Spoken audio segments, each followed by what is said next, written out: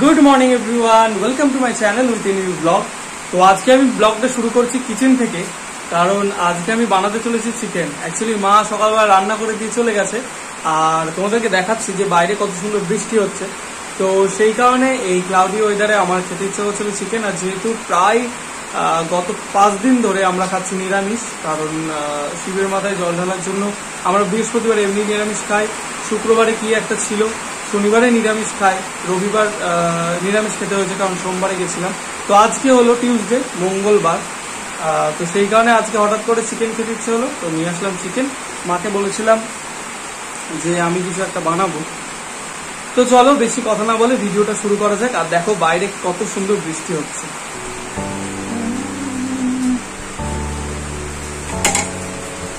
দেখো বাইরে কত সুন্দর বৃষ্টি হচ্ছে, আর এই যে এটা হলো রান্নাঘর। তো চলো, দেখতে পাচ্ছ আমি এখানে নিয়ে নিয়েছি চিকেন, আর যেটা একদম পুরো ধুয়ে রেডি করে ফেলা হয়েছে। এখানে আমি বানিয়ে নিয়েছি মশলা, তো আর এখানে আছে পেঁয়াজ কাটা। তো এবার আমি চিকেনটাকে ম্যারিনেশনের জন্য রেডি করব। প্রথমে আমি চিকেনটাকে একটা জায়গায় নিয়ে নিলাম, তারপরে এর ওপর আস্তে আস্তে লেবুর রস ভালো করে দিয়ে দিলাম। আমি এখানে একটা লেবু থেকে অর্ধেক ইউজ করেছি।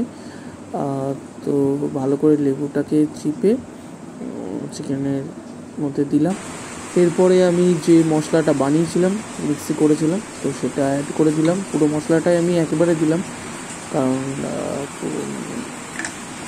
তো এরপরে সর্ষের তেল অ্যাড করে দিলাম, এর মধ্যে দিয়ে দিলাম পরিমাণ মতো নুন, এরপরে দিলাম হলুদের গুঁড়ো ডাস্ট, তো এরপরে দিলাম জিরে পাউডার। তো এইভাবে বাকি মশলাগুলো দিয়ে এটাকে ভালো করে ম্যারিনেশন করছি। যেহেতু আমি একদম সিম্পল বানাবো, মানে বেশি কিছু ওই কারণে অ্যাড করব না, একদম সিম্পলভাবে বানানোর চেষ্টা করব মাংসটাকে। তো চলো ভালো করে এটাকে ম্যারিনেট করে নেওয়ার পরে তারপরে কিছুক্ষণের জন্য এটাকে ফোল্ডে রাখবো। তো এরপরে আমি চিকেনটাকে সাইডে রেখে দিলাম। আর মাংসতে যেহেতু আমি আলু দেব, সেই কারণে আমি আলু নিয়ে নিলাম। এখানে আমি 3টে আলু ইউজ করেছিলাম। তো আলুগুলোকে ভালো করে ছিলে নিলাম, কারণ খোসা থাকলে অনেকটা প্রবলেম হয়। তো যাই হোক, ভালো করে খোসাগুলোকে ভালো করে ছিলে নিয়ে আলুগুলোকে রেডি করলাম। এটা মাংসতে অ্যাড করব, এবং ওই 3টে আলু মোটামুটি ছোট ছোট দেখেই নিয়েছিলাম, কারণ বড় আলু নিলে অনেকগুলো হয়ে যেত। তো ছোট বলে আমি এখানে 3টে আলু নিয়েছিলাম। এরপরে এই চিলাগুলো এগুলো ভালো করে পরিষ্কার করে নিলাম। তো আমার মোটামুটি যতটা প্রিপারেশন নেওয়ার দরকার হয় ততটা নেওয়া হয়ে গেছে।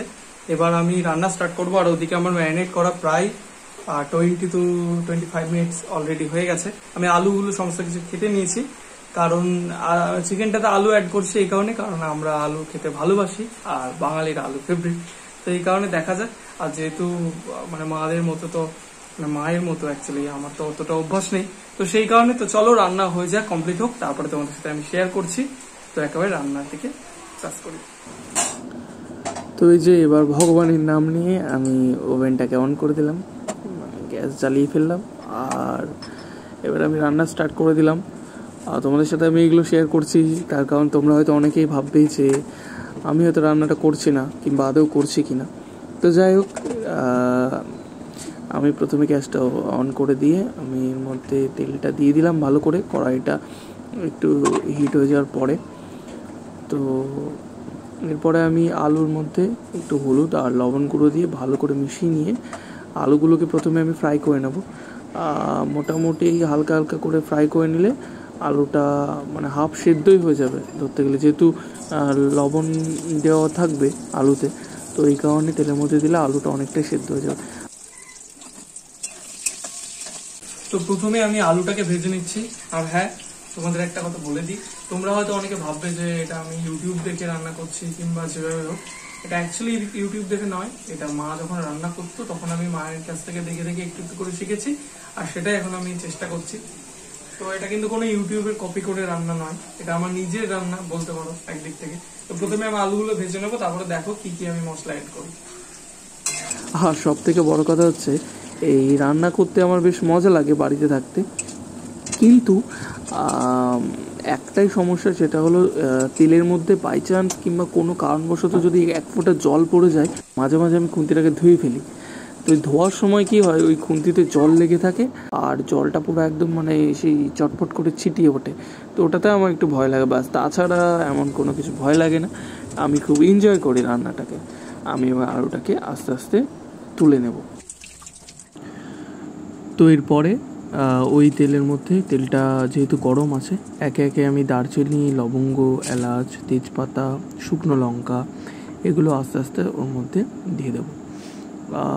তেজপাতা আর শুকনো লঙ্কা এগুলো তো দেয় সকলে, কিন্তু অনেকে গোটা গরম মশলা দেয়, কিংবা আমাদের বাড়িতে আমি মাকে দেখি যেটা মানে শিখেছি যেটা মায়ের সাথে, সেটা হলো এলাচ, মানে গোটা এলাচ যেটা 2-3টে, এবং সঙ্গে কাঠ, এবং যেটা ওই দারচিনি বলে, আর তার সাথে 2-1টা লবঙ্গ। এগুলো দিলে কি হয়, তেলের মধ্যে দিলে না একটা খুব সুন্দর স্মেল বেরোয় ওখান থেকে, তো রান্নাটার ক্ষেত্রে অনেকটা ভালো লাগে।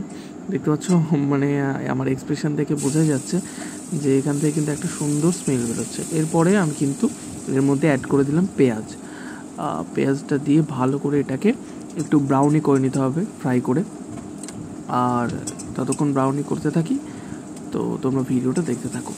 এরপরে আমি অ্যাড করে দিলাম লঙ্কা, আর লঙ্কাটা দেওয়ার পর দেখতে পাচ্ছ আমি একটু দূরে সরে গেলাম, কারণ লঙ্কাটা না আমার খুব ভয় লাগে। লঙ্কাটা ওই মানে হঠাৎ করে যখন তখন ফেটে ওঠে, আর ফাটলে তেল পুরো একদম গায়ের কাছে চলে আসে। আমি একটা ওই ঢাকন যেটা আছে, মানে কড়াইয়ের ঢাকা দেওয়া, সেটা আমি অনেকক্ষণ থেকে কিন্তু খুঁজছি, কিন্তু ওটা পাচ্ছি না। তো যাই হোক, শেষমেশে আমি ওটা পেয়েছি। ওটা ছিল সাইডেই, মা বাসন মেজে রেডি করে রেখেছে। তো দেখো, এই যে এটা আমি পেয়েছি, এটা এখন আমি অস্ত্র হিসাবে ব্যবহার করছি আমার, যাতে আমার গায়ে কোনো তেল না ছেটায়। তো যাই হোক, এবার আমি এটাকে কিছুক্ষণ ঢাকা দিয়ে দিলাম যাতে গায়ে না পড়ে। দেখতে পাচ্ছ আমার প্রায় কিন্তু ওগুলো ভাজা হয়ে গেছে। এরপরে আমি এগুলোকে আরেকটু ভেজে নিয়ে চিকেনটা অ্যাড করে দেবো। তো মশলাটাকে ভালো করে আরেকবার করে চামচ দিয়ে মিশিয়ে নিয়ে আমি চিকেনটাকে এবার ওই কড়াইয়ের মধ্যে দিয়ে দিলাম। এবার আমি ওটাকে ভালো করে নাড়তে থাকছি, আর নাড়তে নাড়তে কী হবে, ওই চিকেন থেকে কিন্তু একটা অয়েল বেরিয়ে আসবে। তো যাই হোক, এবার চিকেনটাকে ভালো করে কষাবো। যেহেতু আমার চিকেনের মধ্যে সমস্ত মশলাটা দেওয়া ছিল, সুতরাং আমাকে আর এক্সট্রা করে কোনো মশলা এর মধ্যে অ্যাড করতে হচ্ছে না, যদিও বা সেটা একেবারে জল দেওয়ার পরেই। তো দেখতে থাকো ভিডিওটা।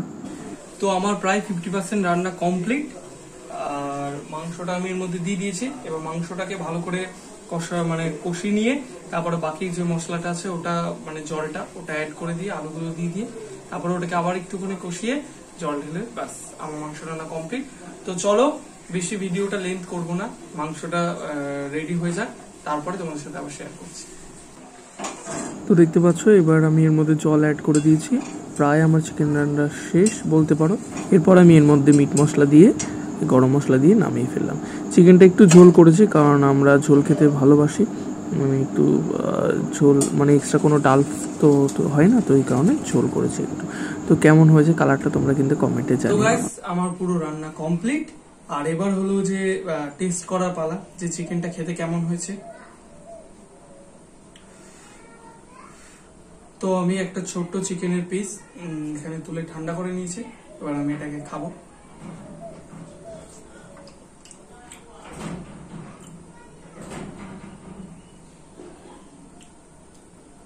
একটু ঝালটা বেশি আছে, একটু স্পাইসি হয়েছে,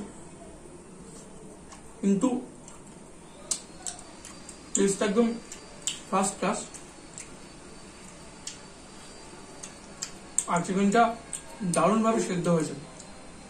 তো আজকে ভিডিওটা ছিল এই পর্যন্ত। যদি তোমাদের ভিডিওটা ভালো লেগে থাকে তাহলে প্লিজ একটা লাইক করে দিও, আর কমেন্ট করে জানিও যে ভিডিওটা কেমন লাগলো। আর যদি আমার চ্যানেলে নতুন হয়ে থাকো তবে চ্যানেলটিকে সাবস্ক্রাইব করে পাশে থাকা বেল আইকনটি ক্লিক করে দিও পরবর্তী ভিডিও নোটিফিকেশন সবার আগে পাওয়ার জন্য। তো আজকের মতো এই পর্যন্ত, দেখা হচ্ছে পরের ভিডিওতে। ততক্ষণ সুস্থ থেকো, ভালো থেকো, আর সকলকে ভালো রাখার চেষ্টা করো। বাই।